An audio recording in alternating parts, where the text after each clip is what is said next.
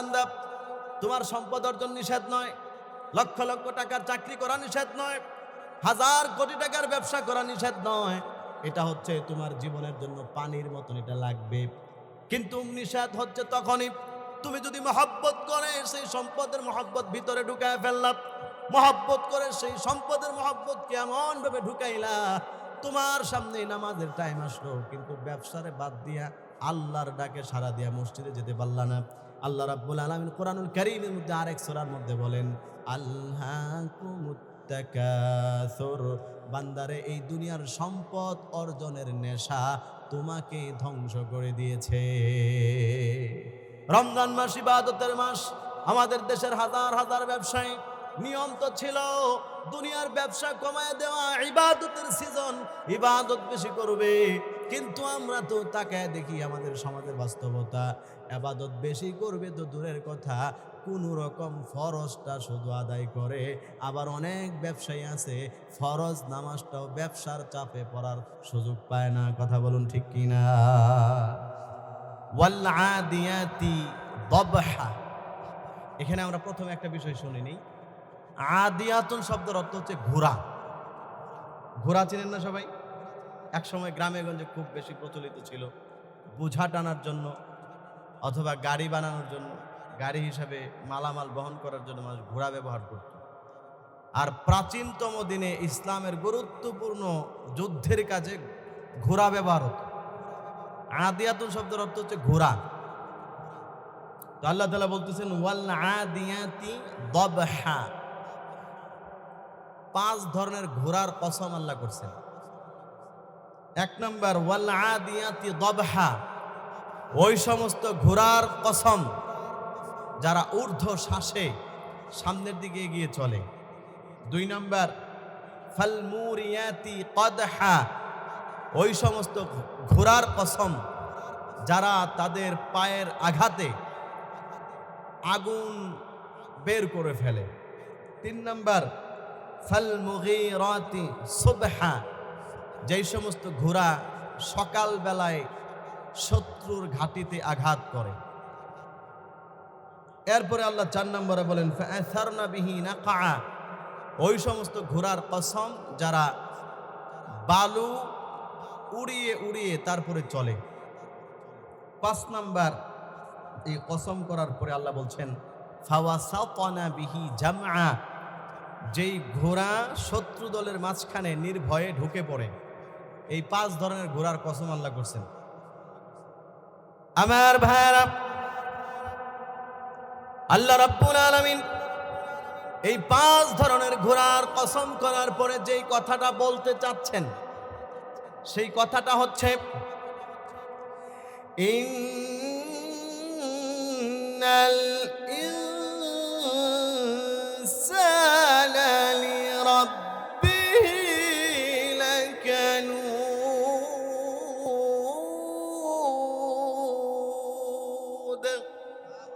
আর একটু জোরে পড়েন আল্লাহু আকবার। আল্লাহ রাব্বুল আলামিন যেই গুরুত্বপূর্ণ বিষয়টা বোঝানোর জন্য কসম করলেন সেই কথাটা হচ্ছে, আল্লাহ বলেন নিশ্চয়ই মানুষ তার রবের সাথে চরম পর্যায়ের অকৃতজ্ঞ। মানুষ সবচাইতে বড় নিমুখ হারাম। এই একটা কথা বলার জন্য আল্লাহ তাআলা 5টা কসম করছেন। এরপরে আল্লাহ তাআলা বলছেন ওয়া ইন্নাহু আলা যালিকা লাশাহিদ, সে যে নিমুখ হারাম এটা সে নিজেও জানে। এরপরের আয়াতে আল্লাহ বলেন ওয়া ইন্নাহু লিহুব্বিল খাইরি লাশাদীদ, এবং সেই নিমুখ হারাম এটা কেন করে? কারণ তার মধ্যে সম্পদের মহব্বত খুব বেশি পরিমাণে ঢুকে গিয়েছে। আল্লাহ বলছেন সর্বশেষ আখিরাতের স্মরণ করিয়ে দিয়ে, আফালা ইয়ালামু ইযা বু'সিরা মা ফিল কুবুর, আল্লাহ রাব্বুল আলামিন বলেন সে কি জানে না, সে কি জানে না কিয়ামতের দিন কবরের মধ্যে যা আছে সব আল্লাহর সামনে বের করা হবে। ওয়া হুসিলা মা ফিস সুদূর, এবং মানুষের অন্তরের মধ্যে যা আছে তাও আল্লাহর সামনে বের করা হবে। ইন্না রাব্বাহুম বিহিম ইয়াউমা লাখাবীর। আল্লাহ রাব্বুল আলামিন বলেন এদের সাথে কি আচরণ করা হবে সব কিছু আল্লাহ রাব্বুল আলামিন জানেন। জোরে বলুন সুবহানাল্লাহ। এই হচ্ছে আয়াতের অর্থ। এখন আমরা আমাদের আলোচনায় চলে যাই। গুরুত্বপূর্ণ বিষয়, আল্লাহ তাআলা কসম করলেন। কসম কেন করা হয়? আমার ভাইয়েরা, যেই কোনো গুরুত্বপূর্ণ বিষয়কে বোঝানোর জন্য কসম করা হয়, যেই কোনো বিষয়কে খুব তাকিদের সাথে বোঝানোর জন্য কসম করা হয়। আমাদের সমাজের মধ্যেও দেখবেন মানুষ কোনো গুরুত্বপূর্ণ কথা বলতে গেলে তখন কসম করে। কি বলেন, করে কি করে না? যেমন কেউ বলল আমি অমুক কাজ করেছি আল্লাহর কসম, তার মানে সেই কাজটা আসলেই করেছে, গুরুত্ব দেওয়ার জন্য আল্লাহর নামে কসম করে। অথবা কেউ বলল আল্লাহর কসম আমি চুরি করি নাই, তার মানে সে চুরি করে নাই, এই কথাটা গুরুত্ব দিয়ে বোঝানোর জন্য সে আল্লাহর নামে কসম করে। এখন প্রশ্ন হচ্ছে আল্লাহ রাব্বুল আলামিন কেন কসম করতে হবে? মানুষ মিথ্যা কথা বলে, এই জন্য সে কাউকে বোঝানোর জন্য কসম করা প্রয়োজন। কিন্তু আল্লাহ তো মিথ্যা কথা বলেন না, আল্লাহ কেন কসম করবে? কোরআনুল কারীমের মধ্যে আল্লাহ রাব্বুল আলামিন বলেন ওয়ামান আসদাকু মিনাল্লাহি কিলা। পৃথিবীর মানুষেরা আল্লাহর চাইতে সত্য আর কে বলতে পারে? আরেক জায়গায় আল্লাহ বলছেন ওয়ামান আসদাকু মিনাল্লাহি হাদিসা।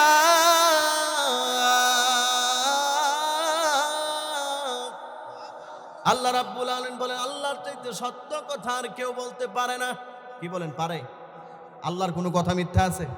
একটু মেহেরবানি করে বলেন আছে? তাহলে প্রশ্ন হলো যে আল্লাহ সব সময় সত্য কথা বলেন, আল্লাহ তাআলা কেন কসম করা লাগবে? মানুষ বাটপারি করে, চিটিংবাজি করে, এই জন্য তার কথা বোঝানোর জন্য কসম করে। আল্লাহ তাআলা তো এমন করেন না, তাহলে আল্লাহ কেন কসম করবেন?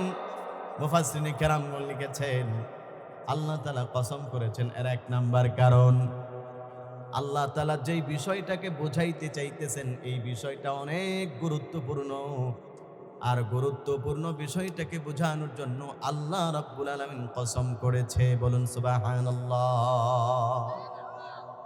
দুই নাম্বার কারণ আল্লাহ তাআলা কসম করেছেন মানুষের দিকে তাকায়া।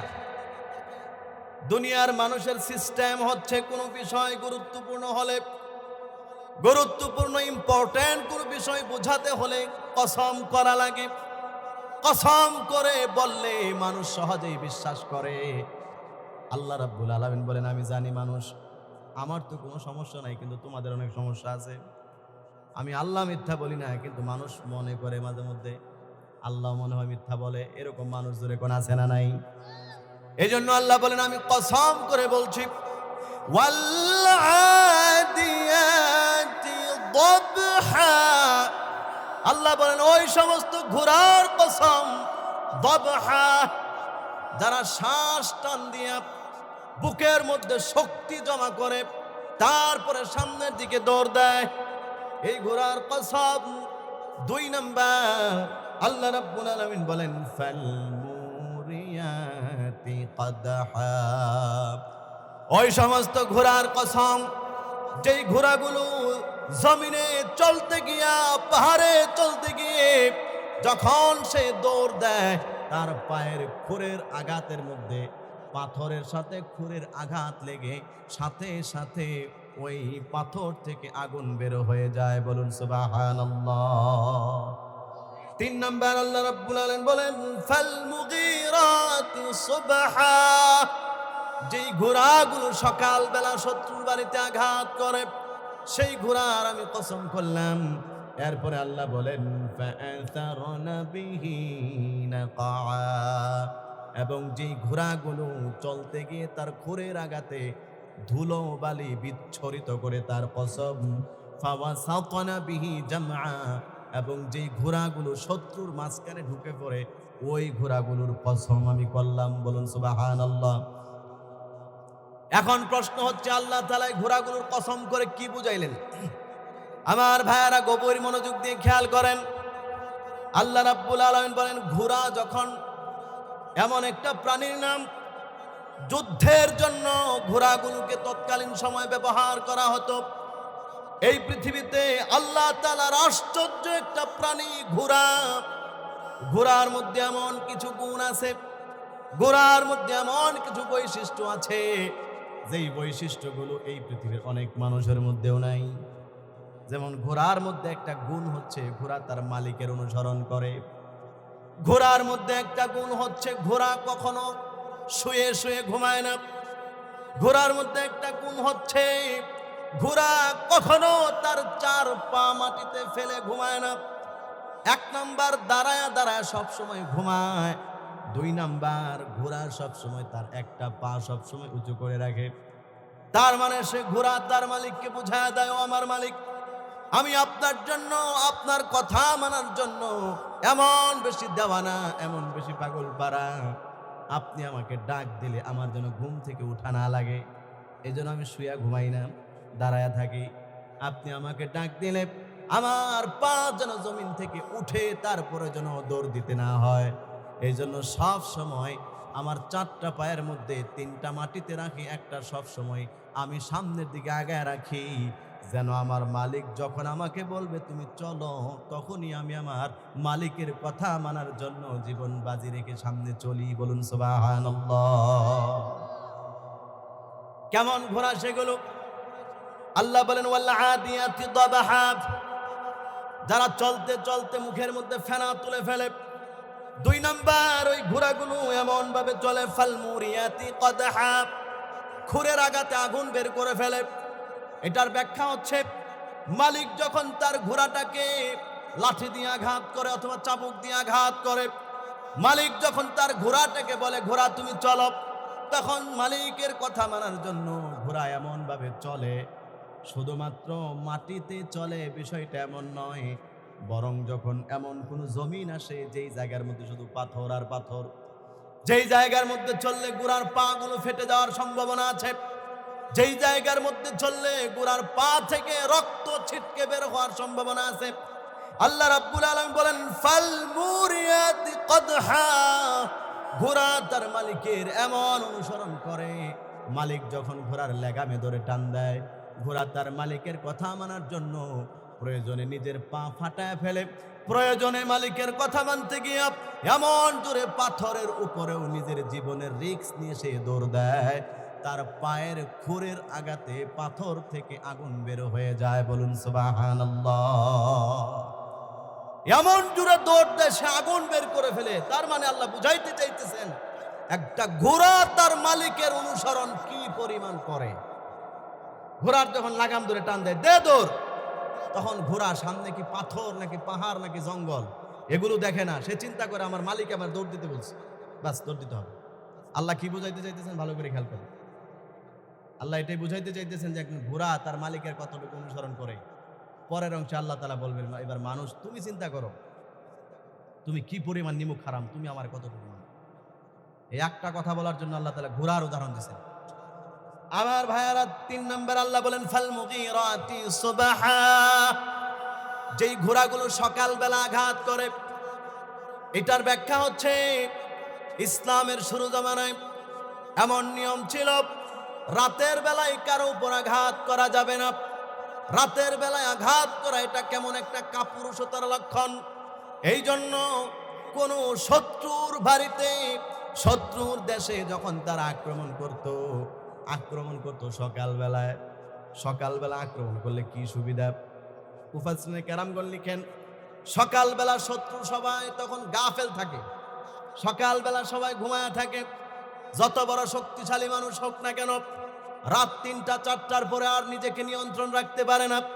অটোমেটিকলি চোখগুলো তার ঘুমের ঘরে আচ্ছন্ন হয়ে যায়, অটোমেটিকলি শরীরের শক্তি তার পানি হয়ে যায়।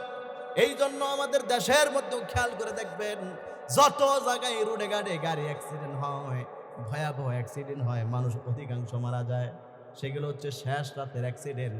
কারণ শেষ রাত্রে যখন ড্রাইভার গাড়ি চালায় তখন তারও মাথা ঠিক থাকে না, মনের অজান্তেই মাঝে মধ্যে ঘুমায়া পড়ে, যাত্রী সব শেষ রাতে ঘুমায়া পড়ে।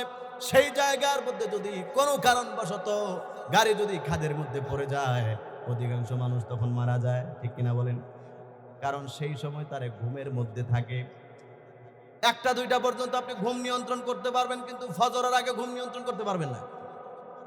যত বড় শক্তিশালী মানুষই হোক, 2টা 3টা পর্যন্ত সজাগ। 4টার সময় দেখবেন যে জীবন মেরা ঠাস করে পড়ে গেছে। ওই সময় দেখবেন বিছানায় শুইলে 2 মিনিটে ঘুম এসে গেছে। কি বলেন, এরকম হয় কি হয় না? একটু জোরে বলেন, হয় কি হয় না? আল্লাহ রাব্বুল আলামিন বলেন, ওই ঘোড়ার কসম যে সকালবেলা শত্রুর বাড়িতে আঘাত করে। যুবক ভাইয়েরা, মুরব্বী বাবারা খেয়াল করেন, আল্লাহ বলেন শোনো, একটা ঘোড়ার মধ্যে তার মালিকের অনুগত্য কত বেশি। যখন পৃথিবীর সবাই যখন ঘুমায় থাকে, ওই সকাল বেলা মালিক যখন তার ঘোড়াকে গিয়ে ডাক দেয়, ঘোড়ারে চল, তোকে নিয়ে এখন আমি শত্রুর বাড়িতে আক্রমণ করতে যাব। ঘোড়া তখন বলে, মালিক লাব্বাইক, আমি আপনার ডাকে সাড়া দিয়ে রেডি আছি, আপনি আমাকে সকাল বেলায় নিয়ে চলেন, আমি আপনার কথা মানতে গিয়ে আমার ঘুম বাদ দিয়া শত্রুর বাড়িতে আক্রমণ করতে চললাম। জোরে বলুন সুবহানাল্লাহ। আল্লাহ তাআলা বুঝাইতে চাইতেছেন, একটা ঘোড়া সকালের আরামের ঘুম বাদ দিয়ে মালিকের কথা মতো চলে। আমি আমার নেত্রকোনার গ্রামে ছোট অবস্থায় দেখেছি, মানুষ শীতের কনকনে রাত 2টা 3টার সময় ঘর থেকে কেউ বের হতে চায় না। সেই সময় অনেক ব্যবসায়ীরা তাদের ঘোড়ার মধ্যে ধানের বস্তা উঠায়া ফজরের টাইমে দূর দূরান্তে নিয়ে যেত। মুরব্বীরা এরকম দৃশ্য ছোটকালে আপনারা দেখেছেন, আমাদের চাইতে আরো বেশি। 10 কিলো 15 কিলো দূর পর্যন্ত এই ঘোড়ার উপর ধান উঠায়া রাতের 3টার সময় নিয়ে সফর শুরু করতো শীতকালে। ঘোড়া কোনোদিন তার মালিকরে বলে না এখন ফজরের টাইম আমি যেতে পারবো না। এরকম ইতিহাস আছে।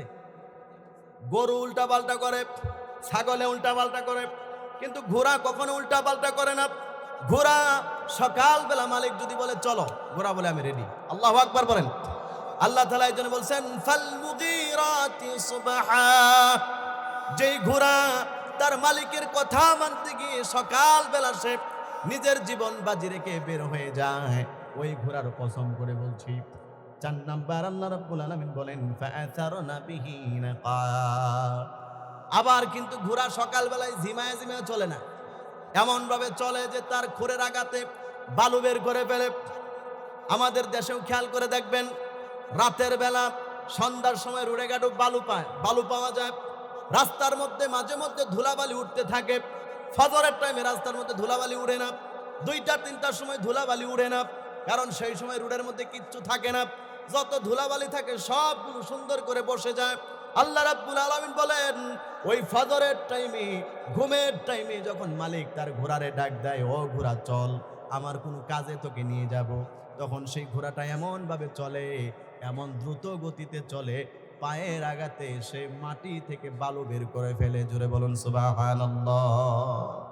ঘোড়ার মধ্যে কোনো ক্লান্তি ভাব থাকে না, যে আমি তো সারা রাত ঘুমাইতে পারলাম না, শেষ রাতে আপনি আমার ঘুমের তো উঠায় নিয়ে আসতেন, এখন একটু ঝিমায়া কাজের মধ্যে যায়, যেটা মানুষে করে, অন্যান্য প্রাণীয়ে করে, কিন্তু ঘোড়াই করে না।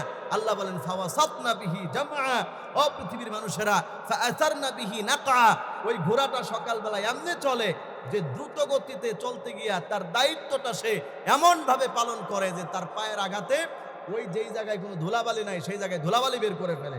তার মানে ঘোড়াটা এত দায়িত্বশীল। এর পরের যে অংশটা, এটা আরো মারাত্মক। আল্লাহ তাআলা বলেন, ফাওয়াসাতনা বিহি জামআ, ঘোড়া শত্রু দলের মাঝখানে ঢুকে যায়। এটার মানে কি? আমার ভাইয়েরা গভীর মনোযোগ দিয়ে খেয়াল করেন।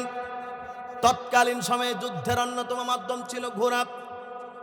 শত্রু দলের মধ্যে আক্রমণ করার সিস্টেম ছিল ঘোড়া।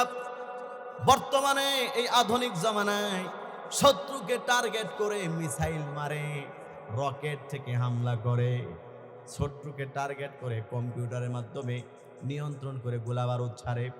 কিন্তু সেই সময় এরকম সিস্টেম ছিল না, সিস্টেম ছিল ঘোড়াকে নিয়ে যুদ্ধে যেত। এখন মালিক যখন তার ঘোড়াকে বলল, ঘোড়ারে তোরে নিয়ে আমি যুদ্ধে যাব, কথার কথা, এই যে একটা মাঠ, সামনের মাঠের মধ্যে ক্ষেতের মধ্যে যুদ্ধ হচ্ছে, শত্রুর সাথে যুদ্ধ করতে হবে। এখন শত্রুর সাথে যদি আমি যুদ্ধ করতে যাই, শত্রু যখন তীর মারবে, তীর কি শুধু আমাকেই মারবে নাকি আমার ঘোড়ারেও মারবে? বলেন তো, কাকে মারবে? আমার ঘোড়াকেও মারবে। ওই শত্রু সবসময় চেষ্টা করবে যে ওই আমার প্রতিপক্ষ যে ঘোড়ার উপর উঠে আসতেছে আমাকে আঘাত করার জন্য, আগে ঘোড়ারে সাইজ কর। ঘোড়ারে যদি সাইজ করা যায় তাহলে উপরেরটারে মারা বেশিক্ষণ সময় লাগবে না, কারণ সে তো দৌড়ায় বেশিক্ষণ যেতে পারবে না। আপনি এক জায়গায় যাইতেছেন, কথার কথা একটা দামি গাড়িতে চড়ে, এখন শত্রু যদি আপনাকে মারার জন্য লক্ষ্য করে গুলি করে অথবা বোমা মারে, তখন কি শুধু আপনি মরবেন নাকি গাড়ি সহ শেষ? একটু মেহরবানি করে বলেন, গাড়ি সহ শেষ। তাহলে এই ঘোড়াটা আল্লাহ রাব্বুল আলামিন বলেন ফাওয়াসাতনা বিহি জামা। ও পৃথিবীর মানুষেরা শোনো, মালিক যখন তার ঘোড়ার লাগামে ধরে টান দিল, এই ঘোড়া, ওই যে সামনে যুদ্ধ হচ্ছে, এই যুদ্ধের ময়দানে যাইতে হবে, ওই যুদ্ধের ময়দানে গিয়ে শত্রুর সাথে যুদ্ধ করতে হবে, তুমি চলো। আল্লাহ রাব্বুল আলামিন বলেন ওই ঘোড়াটা চোখে তাকায় তাকায় দেখতেছে সামনে যেই পরিমাণ মারামারি হচ্ছে, যেই পরিমাণ গোলাগুলি হচ্ছে, যেই পরিমাণ তরবারি দিয়া কুপাকুপি হচ্ছে, যেই পরিমাণ তীর নিক্ষেপ করা হচ্ছে, শত্রুপক্ষ তো শুধুমাত্র আমার মালিককেই মারবে না, বরং সাথে সাথে আমার পাগুলোকেও কাটবে, সাথে সাথে আমার গর্দানটাকেও কাটবে, সাথে সাথে মালিককে যেরকম তীর দিয়া বর্ষা দিয়া খুঁচাবে, সাথে সাথে আমাকেও খুঁচাবে। আল্লাহ রাব্বুল আলামিন বলেন, ও পৃথিবীর মানুষেরা, ঘোড়া তার নিশ্চিত মৃত্যুটাকে জানার পরেও যখন মালিক লাগামের মধ্যে ধরে টান দেয়, ফাওয়াসাতনা বিহি জামআ, সে তার নিজের মৃত্যুকে পরোয়া না করে মালিক আমাকে যুদ্ধে যাইতে বলছে, প্রয়োজনে মালিকের সাথে মরে যাব, এই কারণে সে মালিক সহ লাভ দিয়া তারপরে যুদ্ধের মাঝখানে ঢুকে যায়। জোরে বলুন আল্লাহু আকবার। আমার ভাইয়েরা, এটা হচ্ছে ঘোড়ার স্বভাব। এখন যেটা বোঝার বিষয়, আল্লাহ রাব্বুল আলামিন বলেন এই যে ঘোড়া তার মালিকের কথা মতো নিজের জীবন চলে যাবে জানার পরেও সেখানে ঢুকলো। কেন সে ঢুকলো? কারণ হচ্ছে ঘোড়াটা চিন্তা করে, আমাকে যে অল্প একটু ভাতের মার খাওয়াইছে, ফ্যান খাওয়াইছে, আমার মালিকের রাতের বেলায় খাওয়াইছে, আমার জন্য একটু কুড়া এবং ভুসির ব্যবস্থা করেছে আমার মালিক, আমার জন্য অল্প একটু পানির ব্যবস্থা করেছে আমার মালিক, আমার জন্য অল্প একটু ঘাসের ব্যবস্থা করেছে আমার মালিক। সুতরাং আমার মালিকে যদি আমাকে ডাক দেয়, প্রয়োজনে মরে যাব, ওখানে যেতে হবে, মালিকের নাফরমানি করা যাবে না। এই সেন্স এবং এই বুদ্ধি এবং এই জিনিসটা আল্লাহ তাআলা ঘোড়ার মাথার মধ্যে দিয়ে দিয়েছেন। আল্লাহ রাব্বুল আলামিন কোরআনুল কারীমে এই 5টা কসম করার পরে যেই কথার কথা, কেমন যেন আল্লাহ মনের একটা দুঃখের কথা বলতেছেন। ও পৃথিবীর মানুষ শোনো, আমার কাছে অবাক লাগে, ইন্নাল ইনসানা লিরাব্বিহি লাকানুদ, এই পৃথিবীতে মানুষের চাইতে বড় নিমুখার আমার কেউ নাই।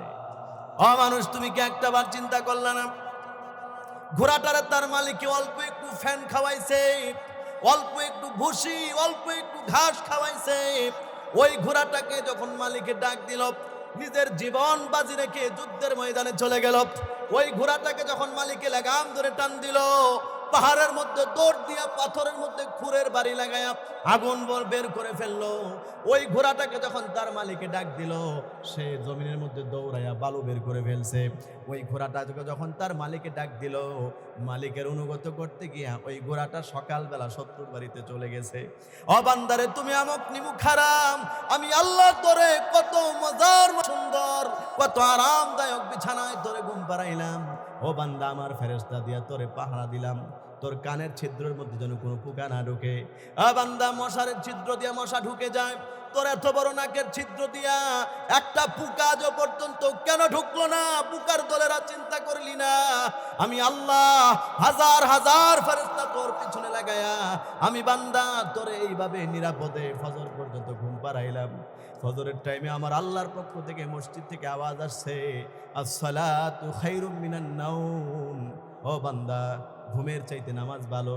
এ বান্দা, আমি তোর মালিক, যেই মালিকে তোরে রাতের বেলা ভাত খাওয়াইলাম, যেই মালিকে তোর জন্য এমন রিজিকের ব্যবস্থা করলাম, যেই মালিকে তোমার জন্য এমন মজার মজার ফলের ব্যবস্থা করলাম, যেই মালিকে তোমার জন্য হাওরের মধ্যে বিলের মধ্যে এমন স্বাদের মাছের ব্যবস্থা করলাম, যেই মালিক তোমার জন্য তোমার জীবনের প্রোটিনের ব্যবস্থা আমি করলাম, যেই মালিক তোমার জন্য মহিষের গোস্তুর গরুর গোস্তুর ব্যবস্থা করলাম, এত কিছু তোরে খাওয়াইলাম, খাওয়ার পরে তুই কেমনে এভাবে ঘুমিয়ে গেলি? আমি যখন ফজরের তোরে ডাক দিলাম, আমি আল্লাহর কদমে সেজদা দেওয়ার মতো সময় তোর নাই। এই জন্য আমার আল্লাহ বলেন, ইন্নাল ইনসানা লিরাব্বিহি লাকানুদ, মানুষ রে তোর চাইতে বড় অকৃতজ্ঞ আর অমানুষ এই জমিনে আর কিচ্ছু নাই। কথা বলুন ঠিক কিনা? একটা ঘোড়াকে সামান্য একটু মার, একটু ফ্যান আর একটু পানি খাওয়ার কারণে ঘোড়াকে তার মালিকে ডাক দিলে ঘোড়া মরার জন্য প্রস্তুত হয়ে যায়। আর তোমার রব তোমাকে এত কিছু দিল, নামাজের টাইমে ডাকলে তুমি নামাজে যেতে পারো না। তোমার জীবন ঘোড়ার জীবনের চাইতে আরো বেশি অধম। কথা বলুন ঠিক কিনা? তোমার জীবন তো ঘোড়ার চাইতেও আরো নিকৃষ্ট। ঘোড়া তো তার মালিকের কথা মানার জন্য, নিজের জীবন দেওয়ার জন্য প্রস্তুত হয়।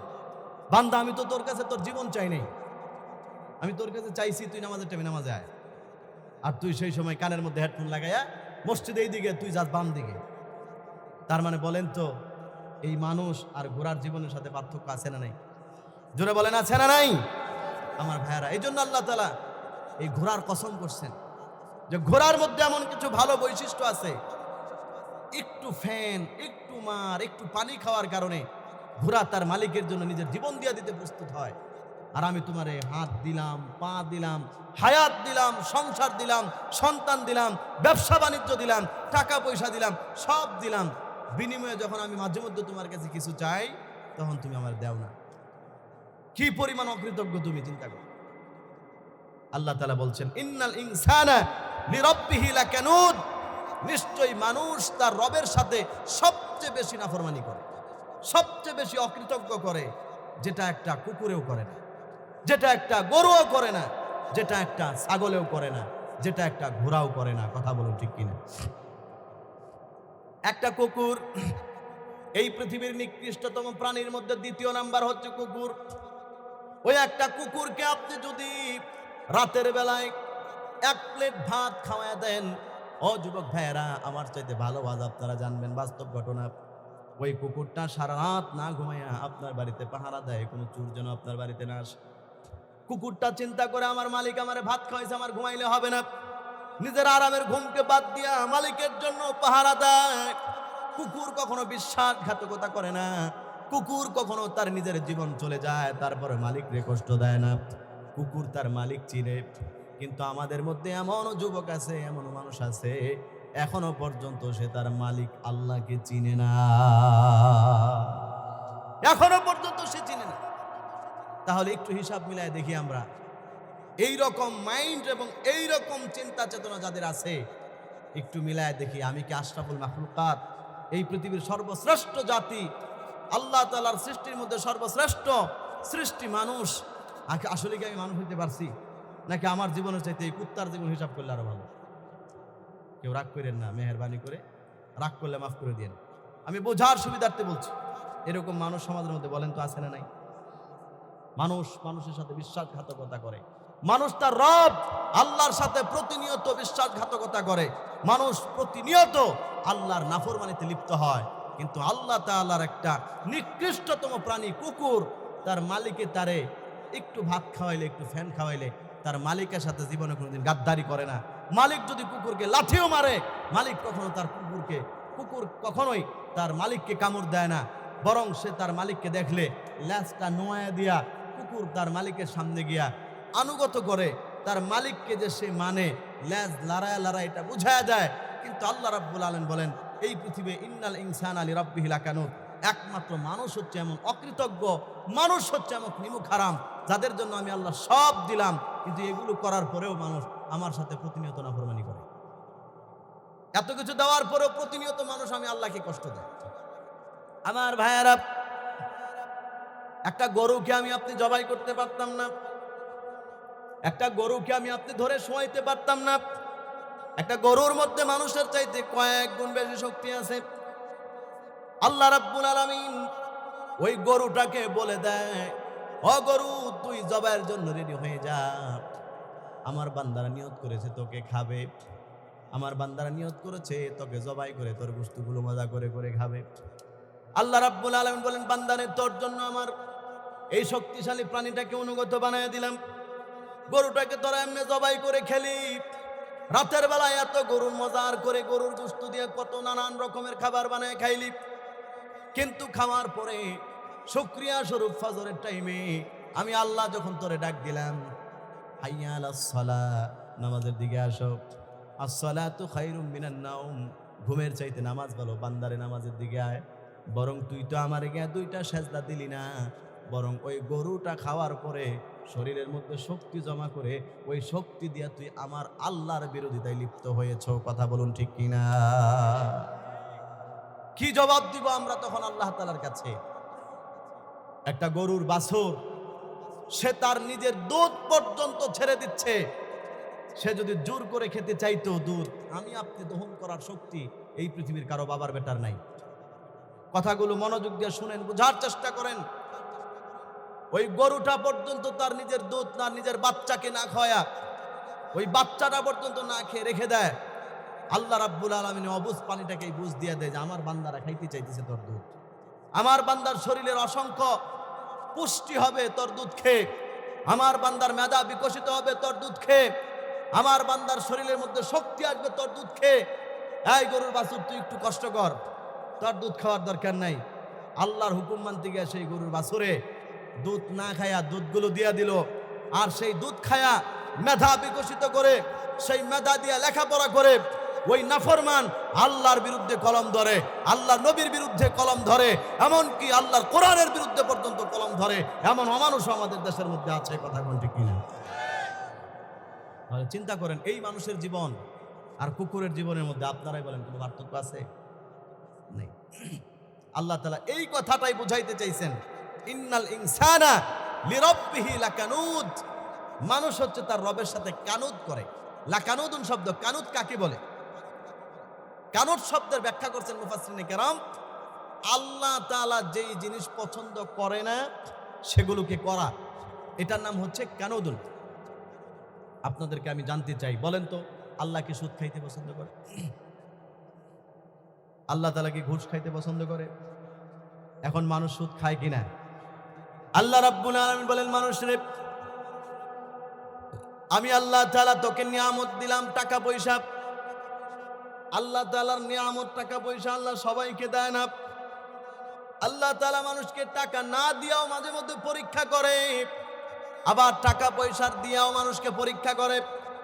আল্লাহ বলেন, মানুষ আমি তোমাকে টাকা পয়সা দিলাম, আমি আল্লাহ দেওয়ার পরে এখন তোমার কাছে মাঝে মধ্যে আমি চাই, কিন্তু তুমি এমন বড় মানুষ, তুমি এমন নাফরমান, আমার নাম নিয়ে আমার দোহাই দিয়াও যখন কেউ চায় যে আল্লাহ তোমারে আমি এত কিছু দিলাম, আমি আল্লাহর দোহাই শোনার পরেও ডাইরেক্ট তুমি সেটাকে রিজেক্ট করে দাও। এই যে আমার আগে হুজুর বয়ান করলেন, কতজনের কাছে চাইলো, সবাই দিতে পারি নাই, রিজেক্ট করে দিলাম। অথচ সেই সম্পদ দিচ্ছেন কে? রাগ করবেন না, বলেন দিচ্ছেন কে? আল্লাহ তাআলা তো সবাইকে দেয় না। আল্লাহ তাআলা বলেন, আমি যেই নিয়ামত দিলাম সেই নিয়ামত কাজে না লাগানো হচ্ছে লাকানুদ। সেই নিয়ামতকে কাজে না লাগানোর নামই হচ্ছে অকৃতজ্ঞগিরি করা। আল্লাহ তাআলার নিয়ামত পাওয়ার পরে কোন মানুষ যদি সেই নিয়ামতগুলোকে কাজে লাগায়, আল্লাহ রাব্বুল আলামিন কোরআনুল কারীমের মধ্যে বলেছেন, ও পৃথিবীর মানুষেরা শোনো, আমি আল্লাহ তাআলা ওই নিয়ামতগুলোকে আরো 1000 কোটি গুণে বাড়ায়া দেই। বলুন সুবহানাল্লাহ। কোরআনুল কারীমে ইরশাদ হচ্ছে, আল্লাহ বলেন, লা ইন শাকারতুম লা আযীদান্নাকুম ওয়া লা ইন কাফারতুম ইন্না আযাবি লাশাদীদ।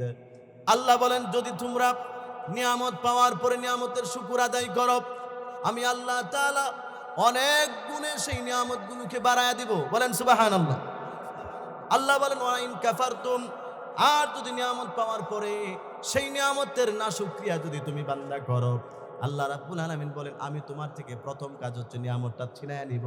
2 নাম্বার কাজ, ইন্না আযাবি লাশাদীদ, আমি আল্লাহ তাআলার আযাব বড় কঠিন, তোমার জন্য আখিরাতে বরাদ্দ রেখেছি। বলুন নাউযুবিল্লাহ।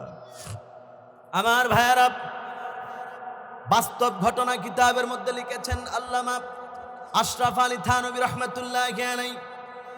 একজন যুবক ছেলে, কোটি কোটি টাকার মালিক, ব্যবসা বাণিজ্য, ইজ্জত, সম্মান, যশ, খ্যাতি, কোনো কিছু তার অভাব নাই। কিছুদিন পরে সে তার পাশের এলাকার এক সুন্দরী মেয়েকে বিয়ে করল। ওই মেয়েদেরও কোটি কোটি টাকার মালিক। এই যুবকের জীবনে কোনো কিছুর অভাব নাই, শুধু সুখ আর সুখ। সে যত জায়গায় হাত দেয় তত জায়গায় সফল হয়। ব্যবসায় যেখানেই হাত দেয় সেখানেই ভাম্পার ফলন। এই যুবকটা একদিন দুপুরের বেলায় তার স্ত্রীকে নিয়ে ঘরের মধ্যে খাবার খাচ্ছেন। এমন টাইমে হঠাৎ করে কানের মধ্যে আওয়াজ আসলো, কে যেন দরজার মধ্যে ঠকঠকাইতেছে, কেমন যেন দরজার মধ্যে কলিং বেল টিপতেছে। যুবক মানুষ, কোটি কোটি টাকার মালিক, রক্তের গরম, টাকার গরম, ক্ষমতার গরম। সেই যুবকটা মেজাজ গরম হয়ে গেল। স্ত্রীর সাথে আনন্দ গরম মুহূর্তে দরজার মধ্যে কে নক করে, সেই জায়গার মধ্যে তার মাথা পোড়া গরম হয়ে গেল। দরজা খুলে তাকায় দেখে কে এখানে দাঁড়ালো। তাকায় দেখে সামান্য একটা ভিক্ষুক সেই জায়গার মধ্যে দাঁড়ায় আছে। যুবকটার মেজাজ আরো গরম হয়ে গেল।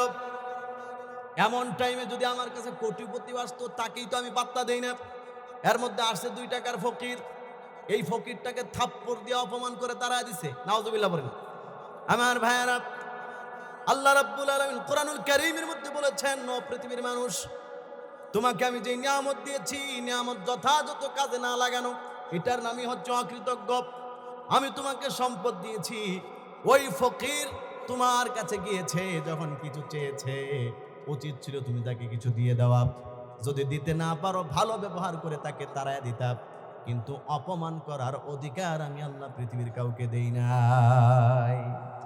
কোরআনুল কারীমের মধ্যে আল্লাহ তাআলা বলছেন, পৃথিবীর মানুষেরা শোনো, ওয়া আম্মাস সাইলা ফালা তানহার। আল্লাহ বলেন, তোমরা ভিক্ষুককে কখনো ধমক দিও না। এটা কার কথা? আল্লাহ বলেন, আমি যা করতে বলছি সেটা না করার নামই হচ্ছে লাকানুত, চরম পর্যায়ের অকৃতজ্ঞ। আমি তোমাদেরকে কোরআনে বলছি, ভিক্ষুককে ধমক দিও না। তুমি তারা ধমক দিয়া তারা দিলাম, কপালের মধ্যে দুর্গতি তার শুরু হয়ে গেল। যেই যুবক যেই জায়গায় ব্যবসায় হাত দেয় শুধু ভাম্পার ফলন। আজকের পর থেকে যত জায়গায় যায় শুধু লোকসান আর লোকসান, শুধু লস আর লস। এক পর্যায়ে তার স্ত্রীর সাথেও তার গ্যাঞ্জাম বেঁধে গেল। স্ত্রীও তো কোটিপতির মেয়ে, জামাই গরিব হয়ে গেছে, এখন বনিবানা হয় না, স্ত্রীর চাহিদা পূরণ করতে পারে না, স্ত্রীর আবদার পূরণ করতে পারে না। এক পর্যায়ে স্বামী স্ত্রীর মাঝখানে বিচ্ছেদ হয়ে গেল, তালাক হয়ে গেল। আশরাফ আলী থানভী রহমাতুল্লাহি আলাইহি কিতাবের মধ্যে লিখেন, ও পৃথিবীর মানুষেরা শোনো, এর দীর্ঘ কয়েক বছর পরের ঘটনা। ওই মহিলাটার এবার দ্বিতীয় আরেক জায়গায় বিয়ে হলো, আরেক ধনী লোকের সাথে। তার সাথে দীর্ঘদিন সংসার করছে, সেও এখন কোটিপতি, জামায়া কোটিপতি। হঠাৎ করে একদিন দুপুরের টাইমে স্বামীর সাথে সে খাবার দাবার খাচ্ছে। এমন সময় তার গেটের মধ্যে কে যেন আবার এসে দরজার মধ্যে টোকা দিচ্ছে। মহিলাটা দৌড়ায় গেল গেট খোলার জন্য।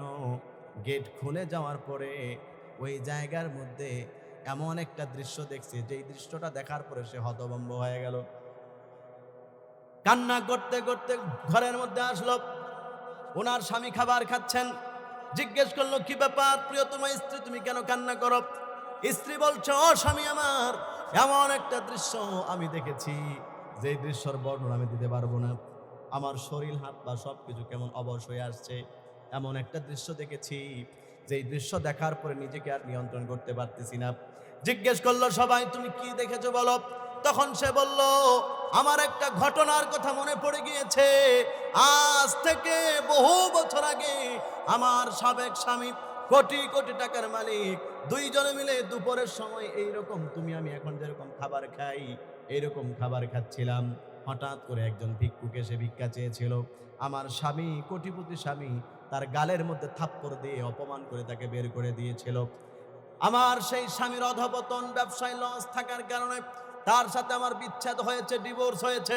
আপনার সাথে এখন বিয়ে হয়েছে, কিন্তু আজকে এই মুহূর্তে যখন আমাদের দরজার মধ্যে কে যেন এইভাবে নক করলো, যাওয়ার পরে যেই দৃশ্যটা দেখেছি, দরজা খুলে দেখি যে আমার দরজার মধ্যে আজকে ভিক্ষা চাইতে আসছে সে আর কেউ নয়, সে হচ্ছে আমার সেই কোটিপতি আগের পূর্বের স্বামী।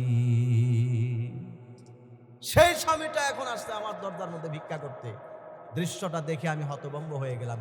কি ছিল আর কি হয়ে গেল, এই দৃশ্য দেখার পরে নিজেকে আর সামলাইতে পারতেছি না। এই কথা শোনার পরে বর্তমান স্বামী সে হাসতেছে। স্ত্রী জিজ্ঞেস করলো, কি ব্যাপার? আমি কানতে কানতে বাঁচি না, আপনি হাসেন কেন? সে বলতেছে, আমি আরেকটা জিনিস জানি, সেটা যদি শোনাই তুমি আরো আশ্চর্য হয়ে যাইবা। স্বামী বলল, কি ঘটনা? বলছে, সেই আজ থেকে 5-10 বছর আগে, 10 বছর আগে যখন তুমি তোমার সেই স্বামীর সাথে খাইতেছিলা, যেই যুবকটা ভিক্ষা করতে গিয়েছিল, কিছুই ছিল না, সেই যুবকটাই ছিলাম আমি। আমাকেই তোমার স্বামী থাপ্পড় মেরে সেই দিন তাড়িয়ে দিয়েছিল। আজকের সেই ভিক্ষুকটাই আজকের কোটিপতি, আর তোমার সেই ওই কোটিপতি স্বামীটাই আজকের আমার দরজার ভিক্ষুক হয়ে আসছে। বলেন আল্লাহ তাআলা পারেন কি পারেন না? জোরে বলেন, পারেন কি পারেন না? আল্লাহ রাব্বুল আলামিন বলেন, ইন্নাল ইনসানা লিরাব্বিহি লাকানুদ। মানুষ, তুমি রবের সাথে অকৃতজ্ঞগিরি করো না। আল্লাহ তাআলা তোমার নিয়ামত দিয়ে টেস্ট করে, পরীক্ষা করে। এমনও তো হতে পারে এই নিয়ামতটা আল্লাহ তোমার থেকে ছিনায় নেবেন। শুধুমাত্র দুনিয়াতেই শাস্তি নয়, বরং পরকালে এইটার বিনিময়ে অনন্ত অসীম জাহান্নামে থাকতে হবে। বলুন নাউজুবিল্লাহ। এজন্য আমার ভাইয়েরা, আল্লাহ রাব্বুল আলামিন যাকে যে নিয়ামত দিবেন সেই নিয়ামতকে যথাযথ কাজে লাগাবো। রাজি আছেন ইনশাআল্লাহ? আল্লাহ যাদেরকে সম্পদ দিবেন সেই সম্পদ দিয়ে আপনি মানুষকে পারলে সহযোগিতা করেন, সেই সম্পদ দিয়ে মানুষকে এমনি খরচ দেন, এমনি ঋণ দেন। কিন্তু সেই সম্পদ যদি আপনি অপব্যবহার করে, আল্লাহর নাফরমানি করে, সুদে লাগায় যদি মানুষের উপর রক্ত চুষে খান, তার মানে আপনি আল্লাহর সাথে যুদ্ধ ঘোষণা করেছেন। এমন হতে পারে আল্লাহ তাআলা আপনার থেকে সম্পদ ছিনিয়ে নেবে। কথা বলুন ঠিক কিনা? এগুলো হচ্ছে বুঝার বিষয়। আল্লাহ বলেন, ইন্নাল ইনসানা লিরাব্বিহি লাকানুত। মানুষ সবচেয়ে বড় নাফরমান তার রবের সাথে। আমি তোরে টাকা পয়সা দিলাম, তুই মানুষকে সহযোগিতা করবি, না করে বিনিময়ে যেই লোকের কাছে 1000 টাকা এমনিতেই নাই, না থাকার কারণে সে আসছে ঋণ নিতে, আর তুমি এটার সাথে আরো 500 যোগ কইরা আনার টাইমে এখন 500 টাকা বাড়ায়া 1500 আনো। কি পরিমাণ অপদার্থ তুমি হইলা! যেই লোক 1000 টাকা দেওয়ার সামর্থ্য নাই, আর তুমি এখন তারে টাকা দিয়ে আনার সময় আরো 500 বাড়ায় আনতেছো। এই ঘটনা আমাদের দেশে আছে না নাই? সম্মানিত হাজিরিন, তাহলে এই মানুষটা কি পরিমাণ অকৃতজ্ঞ, এই মানুষটা কি পরিমাণ অমানুষ। অথচ আমাদের মতোই মুসলমান, আমাদের মতোই দাড়ি টুপি আছে, নামাজও পড়ে, মুসলমানের কবরে দাফনও করা হয়, গোরস্থানে দাফন হয়। কিন্তু মনে রাখতে হবে, স্বভাব যদি এটা থাকে, তাওবা যদি নসিব না হয়, হাসর নাসর হবে কাফেরদের সাথে। কথা কোন ঠিক কিনা? আল্লাহ আমাদেরকে বুঝার তৌফিক দান। এরপরের আয়াতে আপনাদেরকে কষ্ট হইতেছে, আমি শেষ করে দেবো ইনশাল্লাহ, বেশিক্ষণ সময় নাই আর ইনশাল্লাহ। এরপরের আয়াতে আল্লাহ রাব্বুল আলামিন বলেন, পৃথিবীর মানুষেরা শোনো, মানুষ তার রবের সাথে সবচাইতে বেশি অকৃতজ্ঞ। ওয়া ইন্নাহু আলা যালিকা লাশাহীদ।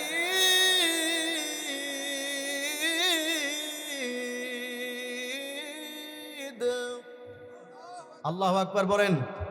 আল্লাহ রাব্বুল আলামিন বলেন, এই যে কাজগুলো সে করে, এই কাজগুলোর ব্যাপারে সব কিছু আমার রব আল্লাহ জানে। যা করে সে, এই সব কিছুর ব্যাপারে বলেন তো আল্লাহ জানেন কি জানেন না? জানেন। এরপরের অংশটা হচ্ছে, এই যে মানুষ এই কাজগুলো করে, কেন করে?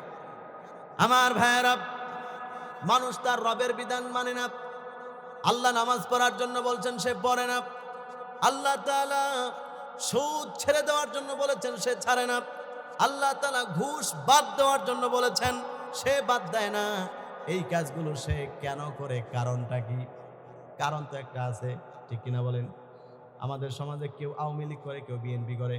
যদি জিজ্ঞাসা করে তুমি কেন আওয়ামী লীগ করো, এটার একটা কারণ আছে। আরেকজনে বিএনপি করে, কেন করো? এটার একটা কারণ আছে। কারণ আছে না? আমার আওয়ামী লীগ ভাল লাগে, আরেকজনে বিএনপি ভাল লাগে, বিএনপি করে। কথার কথা বোঝার জন্য বললাম, যে যেটা করে একটা কারণ থাকে। আল্লাহ বলেন, মানুষ আল্লাহর কথা মানে না কেন? কারণ কি? আল্লাহর সাথে নাফরমানি কেন করে? কারণ কি? আল্লাহ তাআলা জবাব দেন, এটার কারণ হচ্ছে, ওয়া ইন্নাহু লিহুব্বিল খায়রি লাশাদীদ। শাদীদ। আল্লাহ রাব্বুল আলামিন বলেন কারণ হচ্ছে এই দুনিয়ার সম্পদের মহব্বত বান্দা তার অন্তরে বেশি ঢুকে গিয়েছে। যার অন্তরে সম্পদের মহব্বত যত বেশি, সে তত বেশি অমানুষে রূপান্তর হয়। কথা বলুন ঠিক কিনা?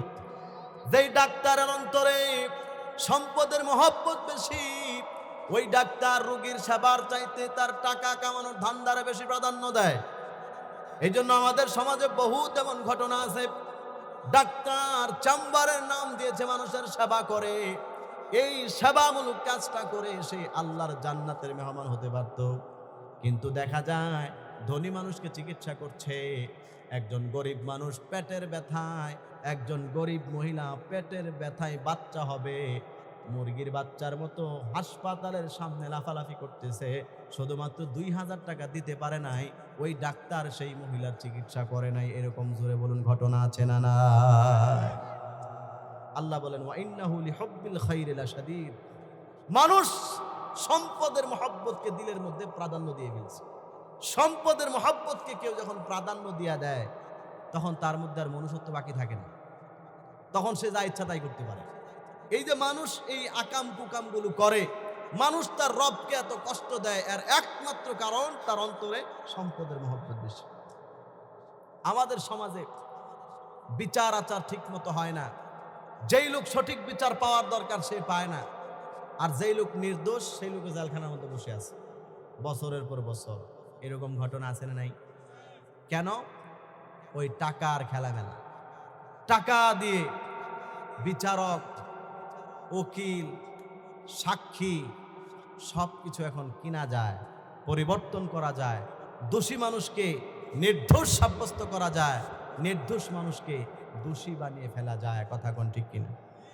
সবাই না, ভালো তো অবশ্যই আছে, ভালো না থাকলে পৃথিবী টিকে থাকতো না, কিন্তু সমাজের ম্যাক্সিমাম মানুষের অবস্থাটা কি? আল্লাহ বলেন ওয়া ইন্নাহু লিহুব্বিল খাইরি লাশাদীদ। সে যখন সম্পদের মহব্বতকে প্রাধান্য দিয়ে ফেলে, তখন তার কাছে আর কোনো কিছুর গুরুত্ব থাকে না। আমাদের দেশে দেখবেন, আরো কয়েকটা উদাহরণ দিই বোঝার জন্য। রাস্তাঘাটে পুলিশ রাতের বেলায় ডিউটি করে, কি বলেন আছে না নাই? আপনাদের এই রোডে বিভিন্ন জায়গায় খুব বেশি ডাকাতি হয়। এখন পুলিশ ডিউটি করে কেন? মানুষের জান মালের নিরাপত্তা দেয়। এটা কত বড় সওয়াবের কাজ। হাদিসের মধ্যে আছে, নবীজি বলেন যেই চোখ মানুষের জানমাল নিরাপত্তার দেওয়ার জন্য ঘুমায় না, সেই চোখ কোনোদিন জাহান্নামে প্রবেশ করবে না। সুবহানাল্লাহ বলেন। তার মানে একজন পুলিশ, একজন র্যাব, একজন বিডিআর সারা রাত না ঘুমিয়ে থাকে, মানুষের জানমাল পাহারা দেয়, রাস্তার মধ্যে দাঁড়ায় দাঁড়ায় ডাকাত পাহারা দেয়। এটার মাধ্যমে আল্লাহর জান্নাতের মেহমান অধিকারী সে হয়ে যেতে পারত। কথা কোন ঠিক কিনা? কিন্তু এখন যে অবস্থা, আপনাদের কি মনে হয়? কিছু একটা বলেন, আল্লাহর জান্নাতের মেহমান হবে নাকি জাহান্নামের? এখন তো আমরা দেখি যাদের ছত্র ছায়ায় আমাদের জানমালের নিরাপত্তা হওয়া দরকার, তাদের সাথেই কন্ট্যাক্ট করে তারপরে ডাকাতেরা ডাকাতি করে। কথা কোন ঠিক না বে ঠিক? 1 ঘন্টার জন্য কন্ট্যাক্ট করে, আপনি ওইদিকে যান গা, 2500 থেকে চা খাইয়েন, যতই ফোন দেখ ফোন ধরবেন না, আর 1 ঘন্টার মধ্যে যা আসবে মাঝখানে সব ডাকাতি করে অর্ধেক আমরা অর্ধেক আমরা। এরকম ঘটনা আছে না নাই?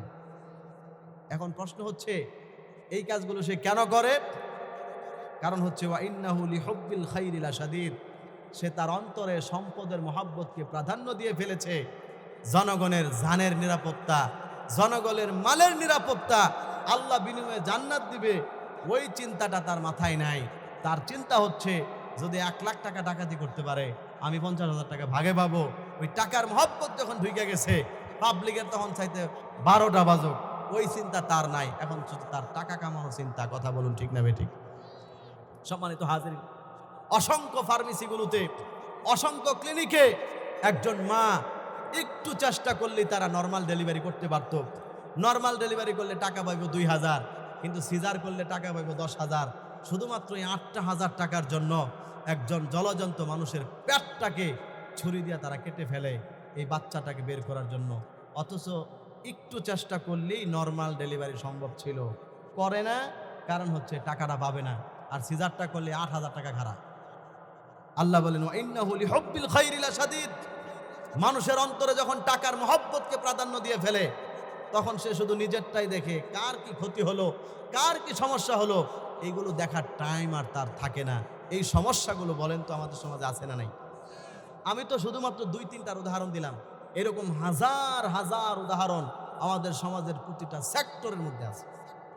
আমার ভাইয়ারা, এখন অনেকের মনের মধ্যে একটা ভয় ঢুকে গেছে, হুজুর তাহলে কি আমরা সম্পদ অর্জন করতে পারবো না নাকি? আল্লাহ বলেন, বান্দা সম্পদ অর্জন করতে কোনো সমস্যা নাই। আমি আল্লাহ তোমাকে কি বলছি আগে সেটা ভালো করে বুঝো।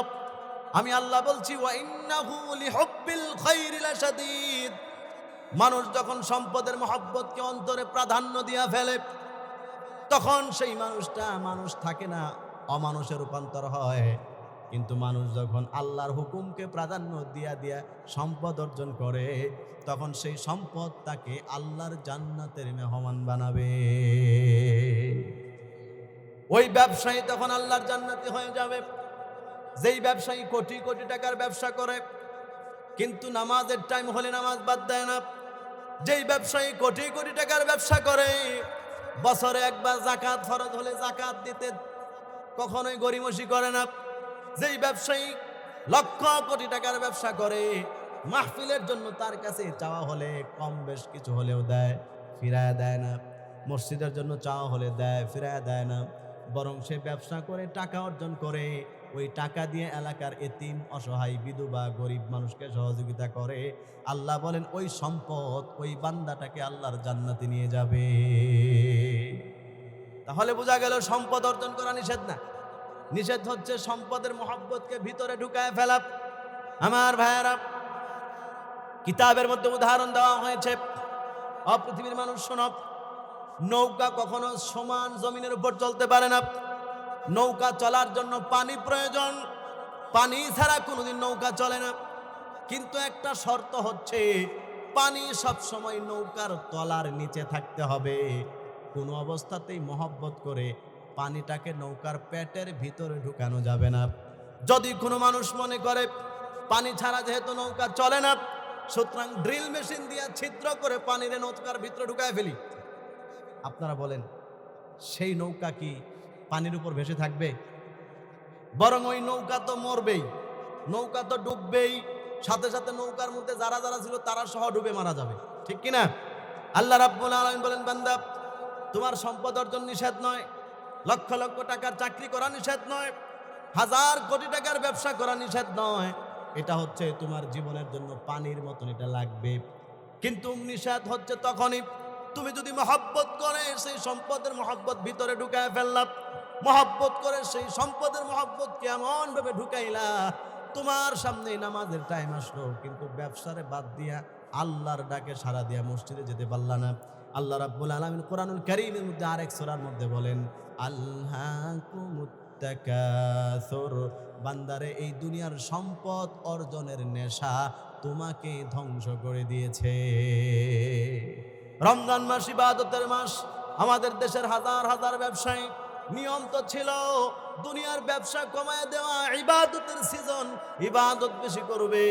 কিন্তু আমরা তো তাকায় দেখি আমাদের সমাজের বাস্তবতা, ইবাদত বেশি করবে তো দূরের কথা, কোন রকম ফরজটা শুধু আদায় করে। আবার অনেক ব্যবসায়ী আছে ফরজ নামাজটাও ব্যবসার চাপে পড়ার সুযোগ পায় না, কথা বলুন ঠিক কিনা?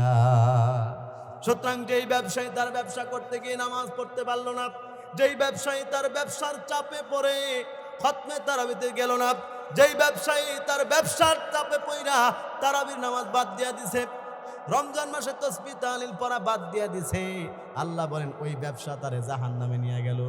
আর কেউ যদি এই ব্যবসা করে, তারাবি পড়ে, ব্যবসা করে, দোকানদারি করে, আবার সাথে সাথে আল্লাহর সেজদা দেয়, আল্লাহর হুকুমগুলো পালন করে, ওই ব্যক্তির ব্যবসার মহব্বত তার দিলের মধ্যে ঢুকে নাই, সম্পদের মহব্বত তার দিলের মধ্যে ঢুকে নাই, বরং এটা এখনো বাহিরে বাহিরে আছে। আর এই ব্যক্তিটা তার ব্যবসাকে ব্যবহার করে আল্লাহর জান্নাতের মেহমান হবে, বলুন সুবহানাল্লাহ। তাহলে বোঝা গেল ব্যবসা বাণিজ্য এটাও দরকার, আছে না নাই? জোরে বলেন আছে না নাই? ব্যবসা যদি না থাকে, মুসলমানরা যদি কোটি কোটি টাকার মালিক না হয়, তাহলে সুন্দর সুন্দর মসজিদ বানাইতে সহযোগিতা কারা করবে? এই মাহফিল করতে গিয়া অনেক টাকা পয়সার প্রয়োজন, ব্যবস্থা কারা করবে? সবাই যদি শুধু নামাজ আর জিকির আর তসবিহ তালিম নিয়ে পড়ে থাকে, মাধবপুর বাজারে যদি ব্যবসা না করে, বলেন তো এই মানুষগুলোর এই চাহিদা, টাকার চাহিদাটা পূরণ কে করবে? আসমান থেকে ফেরেশতা এসে করবে? ফেরেশতা এসে তো করবে না, মানুষই করবে। তবে সেই মানুষটাও জান্নাতি হবে যদি সে আল্লাহু আকবার আযানের ধ্বনি যখন আসবে, তখন ব্যবসা বাদ দিয়া যে আমার রব আল্লাহ আমাকে নিয়ামত দিছেন, ব্যবসার মাধ্যমে মাসে লাখ লাখ টাকা কামাই, আমার রব আল্লাহ আমাকে আসরের নামাজের জন্য ডাক দিছেন, যাই নামাজটা একটু পড়ে আসি। আমার রব আল্লাহ আমাকে মাগরিবের জন্য ডাক দিছেন, যাই মাগরিবের নামাজটা একটু পড়ে আসি। ওই বান্দা যদি আল্লাহর হুকুমকে এইভাবে প্রাধান্য দিয়া দেয়, আল্লাহ বলেন তাহলে এই দুনিয়া অর্জন করাটাও তার জান্নাতে যাওয়ার কারণ হবে। সুবহানাল্লাহ বলেন। আর যদি উল্টাটা করে, আজান হইতেছে কবর মনে পড়ে, ব্যবসার একটু চাপ তো একটু পরে পড়ি, মাগরিবের নামাজের টাইম আসর পর্যন্ত বাজায় ফেলছে, আসরের নামাজ মাগরিব পর্যন্ত নিয়ে গেছে, মাগরিবের আজান হইতেছে, দোকানে কাস্টমার দুজন বেশি আসছে, তো না এখন যদি যাই কাস্টমার তো ছুটে যাবে, আচ্ছা একটু পরে পড়ি, এরকম করতে করতে মাগরিবও কাজা করে ফেলছে। এরকম সমস্যা আমাদের সমাজে আছে না নাই? একটু জোরে বলেন, আছে না নাই? আর এশার নামাজের তো কোনো কথাই নেই, এটা তো ফজর পর্যন্ত পড়া যায়, পরে পড়ব নাই, মাসালা একটা পাইছে। এশার নামাজের টাইম তো লম্বা, পরেও পড়া যায়, বেচা কিনা করতে থাকি, এটা মসজিদ যাওয়ান লাগতো না, জামাতে তো যায়ই না, মসজিদে গিয়ে জামাতের সাথে পড়বো এটা তো বাদ, এশার নামাজ বাড়িতে গিয়ে পড়বো, বাড়িতে এসে গিয়ে পরে নামাজের কথা খেয়াল থাকে, খাওয়া দাওয়া করে টিভি দেখে যে ঘুমাইছে, পরে উঠটা শেষ রাতে তাহাজ্জুদের লোকে মিলাই পড়বো না, এই চিন্তা করে ঘুমাই গেছে। এরপরে উঠছে তাহাজ্জুদ পড়ে একবার সকাল 10টায়, বলেন মাঝখানে জহুর, এশা, আসর, মাগরিব, ফজর সব বাদ। তাহলে এই মানুষটা যখন ব্যবসা করতে গিয়ে আল্লাহর হুকুমগুলোকে এইভাবে প্রতিনিয়ত জবাই করে, আল্লাহ বলেন এই মানুষটাই হচ্ছে তার দুনিয়াকে প্রাধান্য দিল, আর এই মানুষটাই হচ্ছে তার এই দুনিয়ার কারণে আল্লাহর জাহান্নামের অধিকারী হয়ে গেল। আল্লাহ সবাইকে হেফাজত করুক, সবাই পড়ি আমিন। আমার ভাইয়েরা, এই জন্যই দুনিয়া অর্জন করাটাকে আল্লাহর রাসূল খুব খারাপ একটা জিনিসের সাথে তুলনা করেছেন। মুহতারাম হাজিরিন, অনেক বড় বুজুর্গদের কথা, আদ-দুনিয়া জিফা ওয়া তালিবুহা কিলাব, দুনিয়াটা হচ্ছে একটা মরা গরুর মতো, আর এই মরা গরুর অন্বেষণকারী যারা হয়ে যায় তারা হচ্ছে কুকুরের মতো। জোরে বলুন নাউজুবিল্লাহ। মুফাসসিরিনে কেরাম লিখেছেন মরা গরু খায় 3 ধরনের প্রাণী। 1 নাম্বার হচ্ছে কুকুর, 2 নাম্বার হচ্ছে শকুন, 3 নাম্বার হচ্ছে শিয়াল। কিন্তু এই জায়গার মধ্যে শিয়ালের কথা বললেন না, শকুনের কথা বললেন না, কুকুরের কথা কেন বললেন? এটার ব্যাখ্যা করা হয়েছে, কোথাও যদি একটা মরা গরু পাওয়া যায়, শকুন যখন সেখানে খেতে আসে, শকুনের মধ্যে 2টা বৈশিষ্ট্য থাকে। 1 নাম্বার বৈশিষ্ট্য, শকুন কখনো একা একা খায় না, শকুন তার মতো আরো অনেক শকুনকে খবর দিয়া সবাই মিলে মিশে তারপরে খায়। খেয়াল করে দেখবেন, এলাকায় কোথাও কুত্তা মরার পরে ফালাইবেন, শিয়ালে খাইতেছে, একটা খাবে না, কয়েক শিয়ালে মিলে তারপরে খায়। শকুনে খাইতেছে, এক শকুনে খায় না, কয়েক শকুনে মিলে তারপরে খায়। আমার ভাইয়েরা, এটা হলো শকুনের 1 নাম্বার বৈশিষ্ট্য, একা একা খায় না, কয়েকজনে মিলে তারপরে খায়। 2 নাম্বার বৈশিষ্ট্য, শকুন সকালবেলা খেতে শুরু করে, সন্ধ্যা পর্যন্ত খায়। সন্ধ্যা হওয়ার সময় শকুন চিন্তা করে এখন রাত হয়ে যাইতেছে, এখন আর খাওয়া যাবে না, আমাকে এখন আমার ঘরে ফিরে যেতে হবে, আমার বাসায় ফিরে যেতে হবে। সুতরাং শকুন গরু খাওয়া বাদ দিয়া নিজের বাসার মধ্যে চলে যায়। এই হচ্ছে শকুনের বৈশিষ্ট্য। 2 নাম্বার যে প্রাণী মরা গরু খাওয়ার জন্য পাগল, সেটার নাম হচ্ছে শিয়াল। শিয়ালের মধ্যেও 2টা বৈশিষ্ট্য। 1 নাম্বার, শিয়াল কখনো একা একা মরা গরু খায় না, বরং তার সাথে আরো যত শিয়াল আসে সবাইরে নিয়ে ভাগ ভাটোয়ারা করে তারপরে খায়। এটা হলো 1 নাম্বার বৈশিষ্ট্য। 2 নাম্বার বৈশিষ্ট্য, ওই শিয়াল সন্ধ্যার পরে মুরগি খাওয়া শুরু করে, সন্ধ্যার পরে গরু খাওয়া শুরু করে, সকাল পর্যন্ত খায়। সূর্য যখন উঠে যায়, শিয়াল চিন্তা করে এখন আর থাকা যাবে না, এখন যদি আমি থাকি, এখন যদি আমি গরু খাই, তাহলে এমনও হতে পারে এলাকার মানুষ আমারে ধইরা তারপরে মাইরা ঔষধ বানায় তারপরে খাবে। কথা বলুন ঠিক কিনা? শিয়াল দেখবেন দৌড়, খাইতে খাইতে ফজর পর্যন্ত খায়, কিন্তু ফজরের পরে আর শিয়ালকে আর খুঁজে পাবেন না। এর আগে সে জঙ্গলে যাবে, এর আগে সে তার গর্তের মধ্যে যাবে, কারণ শিয়াল জানে এখন মানুষ আমার পাইলে মনে করবো শিয়ালের গোস্ত তো ওষুধ হিসেবে খাওয়া জায়েজ, সুতরাং এই শিয়ালকেই খেয়ে ফেলি। শিয়ালে সুন্দর করে তার যান বাঁচানোর জন্য চলে যায়। 3 নাম্বার যে প্রাণীটা নিকৃষ্টতম প্রাণী, কুকুরের যেমন কিছু ভালো গুণ আছে যেটা শুরুতে বললাম, আবার কুকুরের কিছু খারাপ গুণ আছে। এই খারাপ গুণের মধ্যে 1 নাম্বার গুণ হচ্ছে যেটা খারাপ, সেটা হচ্ছে এই কুত্তায় যদি মরা গরু পায়, কুকুরে কখনোই তার সাথী সঙ্গীদেরকে এই জায়গার মধ্যে খাইতে দেয় না। আপনি বিশ্বাস না হইলে মরা গরু যদি কোথাও থাকে, এখন তো আর মরা গরু পাওয়া যায় না, আমরা ছোটকালে দেখছি গ্রামে অনেক গরু একটা পড়ে রয়েছে, পচা গান্দা, এক কুত্তায় খাইতেছে। এখন মনে করেন এই কুত্তায় যে জায়গায় খাইতেছে, ওই পাশ দিয়ে আরেক কুত্তা, সেই কুত্তায় মনে করেন হ্যাঁ ব্যক্তিগত কাজে যাইতেছে, সেই কুত্তায় কিন্তু গরু খাইতে আসে নাই, কিন্তু এরপরেও এই কুত্তা এই জায়গা থেকে ঘেউ ঘেউ করতেছে, ওটা দেখে মনে করছে না জানি আবার এইখানে খাইতে আসে কিনা, মনে করছে এখানে আবার ভাগ বসাইতে আসে কিনা, এই জন্য ওটা দেখে ঘেউ ঘেউ শুরু করছে। এটা হলো কুত্তার স্বভাব। আমাদের দেশে কিছু মানুষের মধ্যেও এই কুত্তার স্বভাবটা আছে। কি বলেন, আছে না নাই? আপনাদের পাশেই তো মাধবপুর বাজার, মাধবপুর বাজার কথা বললে তো আবার এনে অনেক ব্যবসায়ী মাধবপুরে আছে, রাগ করবে। মাধবদ্বীপ, আচ্ছা মাধবদ্বীপটা বাদ, এনে সবাই ভালো মানুষ। ঢাকা গিয়ে দেখেন, গাউসিয়া গিয়ে দেখেন, সব ব্যবসায়ীকে একজন আরেকজন সহ্য করতে পারে? এই যে একই জিনিস খাওয়ার মধ্যে একজন আরেকজনের সহ্য করতে না পারাটা, এটা কার স্বভাব? শিয়ালের? বলেন এটা কি শিয়ালের স্বভাব? এটা কি শকুনের স্বভাব? তাহলে এটা কার স্বভাব? একটু জোরে বলেন। আমি কইনি, আপনারা কইতেছেন। কার স্বভাব এটা? কুত্তার স্বভাব। কুত্তায় চায় আমি খাইতেছি, আমিই খাবো, এখানে আর কাউকে ভাগ বসাইতে দিব না। বহুত ব্যবসায়ী এই সমাজে আছে, ব্যবসা আমি করতেছি, আমিই করব। বাড়ি আমার একটা হইছে, আরো 5টা আমার লাগবে। মাসে 10 লাখ ইনকাম করি, আরো 20 লাখ ইনকাম প্রতি মাসে লাগবে। অন্য কোনো ব্যবসায়ীকে সুযোগ করে দেওয়া যাবে না। বোঝা গেল এই ব্যবসায়ী আর কুত্তার মধ্যে বিন্দু পরিমাণ পার্থক্য নাই। কথা বলুন ঠিক কিনা? এই কথাটাই বলছে। 2 নাম্বার যে স্বভাবটা, শিয়ালে মরা গরু সারাদিন খায়, রাতের বেলায় না সারা রাত খায়, দিনে খায় না, বাড়ির জায়গা। শকুনে সারাদিন খায়, রাতে খায় না, বাড়ির যায়। কিন্তু মাগার কুত্তা, হ্যার একটা খারাপ গুণ এটা, সে যদি কোথাও মরা গরু পায়, সে মনে করে আল্লাহর নিয়ামত একটা পাইছি, এটা যতদিন শেষ না হবে এই জায়গার মধ্যে একদম বাসা বাড়ি বানায়া সকালেও খায়, দুপুরেও খায়, রাইতেও খায়, শেষ নইলে পরের দিন আবার খায়, ওইটা শেষ নইলে এই জায়গার মধ্যে জিমায় বয়ে থাকে, আবার ঘুমের তুইটা আবার খায়, যতক্ষণ পর্যন্ত এটার গোস্ত, হাড্ডি, চর্বি, নারী বুড়ি খাওয়া শেষ না হয়, ততক্ষণ পর্যন্ত এই মরা গরুর সামনেতে কুত্তা তার বাড়িতে পর্যন্ত যায় না। কথা বলুন ঠিক কিনা? এটা হলো কুত্তার স্বভাব।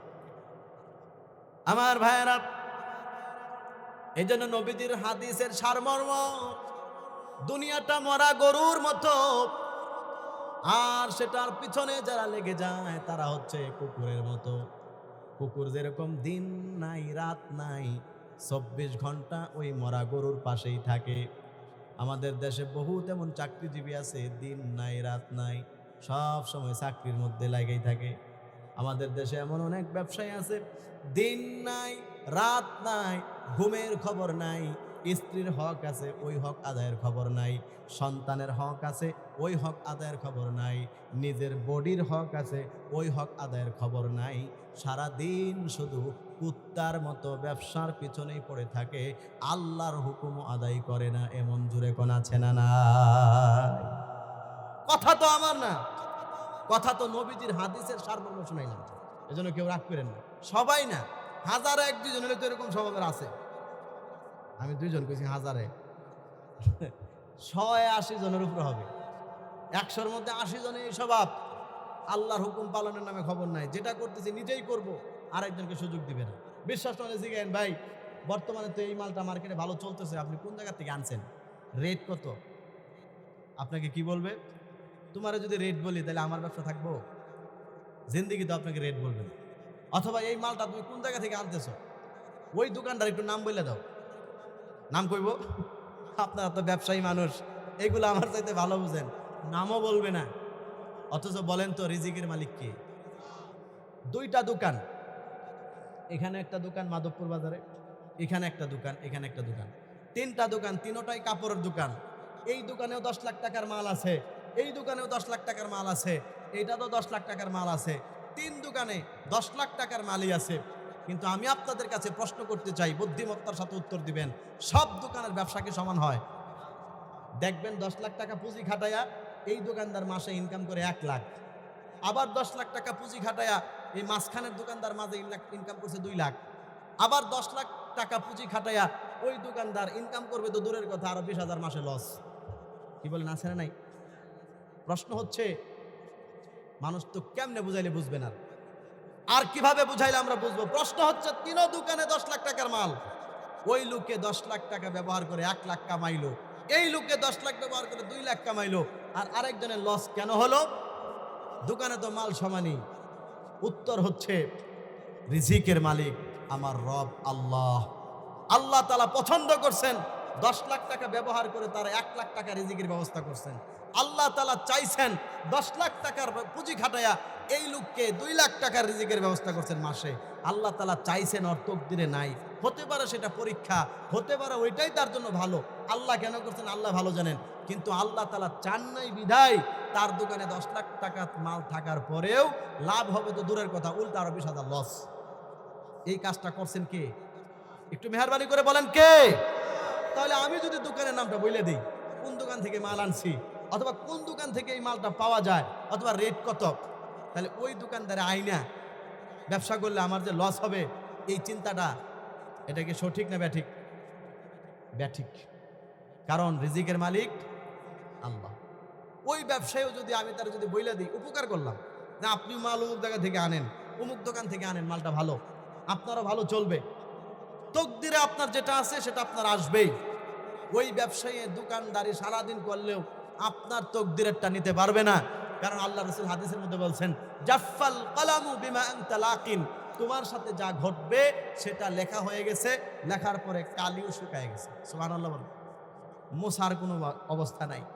সুতরাং আপনি ব্যবসা করে কোন মাসে কয় টাকা আসবে, এটা সিদ্ধান্ত তো বহুত বছর আগেই আসমানের মধ্যে হয়ে রয়েছে। সুতরাং আরেকজনকে আপনি একটু লাইন গার্ড ধরায় দিতে সমস্যাটা কোথায়? আজকে যুবকরা ব্যবসা করতে যাবে মুরব্বীর কাছে, একটু লাইন গার্ড ধরায় দেন, আমরা কেমনে করবো? জিন্দিগিতেও দিবেন, খালি বলবে যে না ব্যবসায় লস, ঝামেলা, লাভ নাই, তুমি এটা পারতা না, ছোট মানুষ, বইয়া থাকো। দেয় না কেন?